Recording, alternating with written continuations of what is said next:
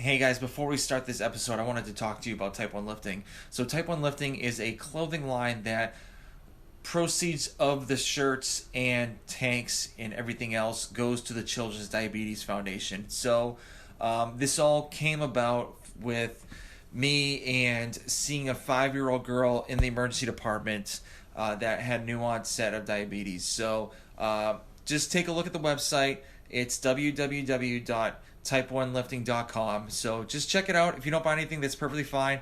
I would just like for you just to take a look and just see what we have. So, like I said before, www.type1lifting.com. And guys, I hope you enjoy the show. What's going on, everybody? Welcome to the Liftoff. So today I'm going to talk about my week with diabetes and also the end of the CrossFit Games and just like a little summary of what happened. I'm going to try to get some guests on that we're going to go a little bit more deeper into talks of the CrossFit Games. So hopefully you tune in. So this week of my diabetes, I got my CGM.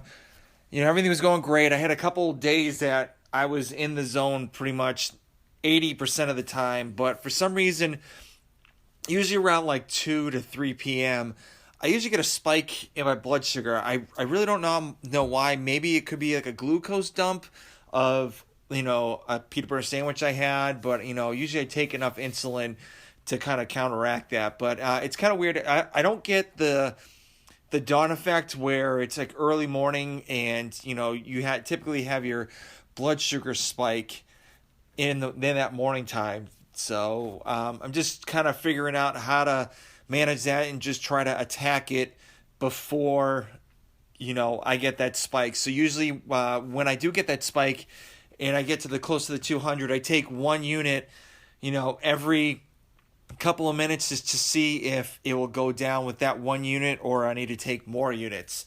So if you guys have any tips on,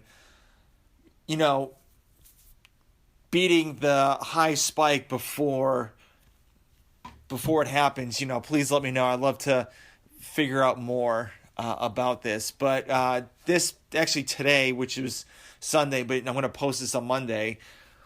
I had a super, super, super high blood sugar, and that was because we went to this restaurant and we had these bagels, and my kids had a peanut butter and jelly sandwich, and I was still hungry, and I ate pretty much both halves of my kids' peanut butter and jelly sandwich.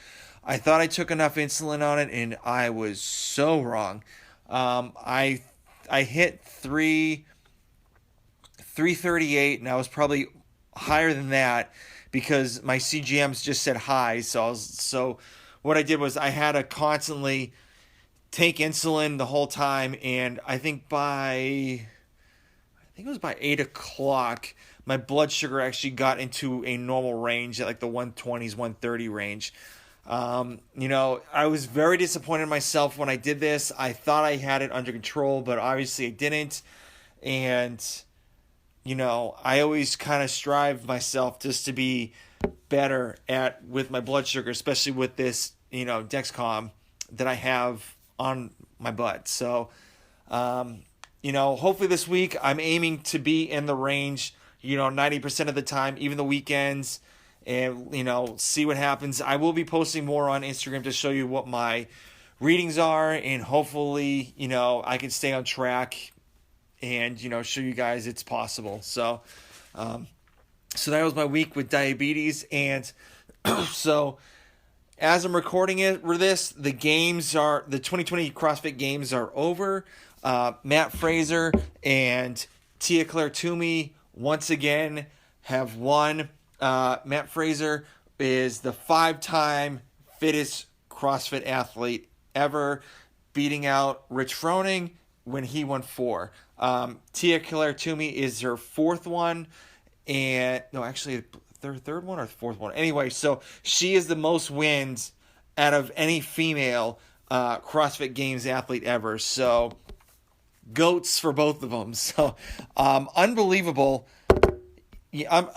time with the games.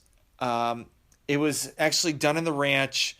A lot of people are actually poo-pooing or do not like the programming that Dave Castro has done. A lot of people believe that, you know, he can't really go any further with the programming, but, who knows? We'll see. I'll be talking to a lot more people about this situation. So for the men, Matt Fraser won, Samuel Quant won second, and Justin Medeiros won third. A lot of people had him at the dark horse to either beat Matt Fraser or, place second. He had a couple of good events.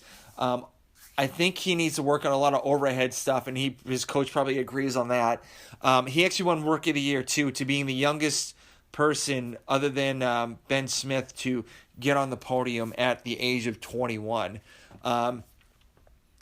So I was really impressed by his appearance at this year's game. And the funny thing is, the surprising person on the men's side is Samuel Quant. A lot of people during the CrossFit Games, really didn't talk much about him. It was either, Matt or Justin or, Noah Olson. And then you have Samuel Quant in the back just kind of like, chipping away at, getting a podium, being in second place on the podium.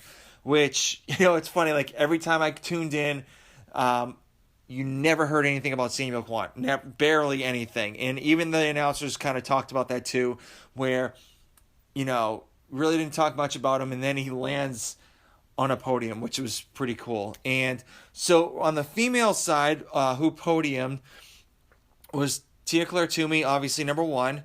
Katrin Davis-Daughter placed second, and she actually won the Spirit of the Games award. And then Carrie Pierce.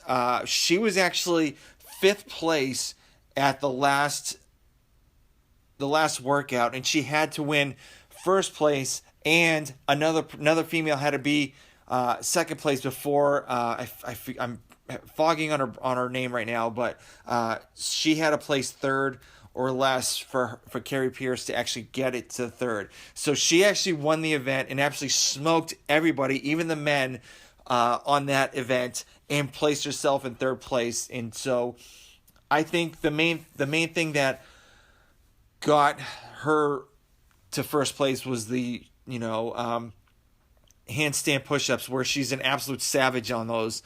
So also the one that surprised me was Brooke Wells. She placed second going into Romus, and I believe she made it to fifth place. A couple things happened to her where she got lost on the trail run.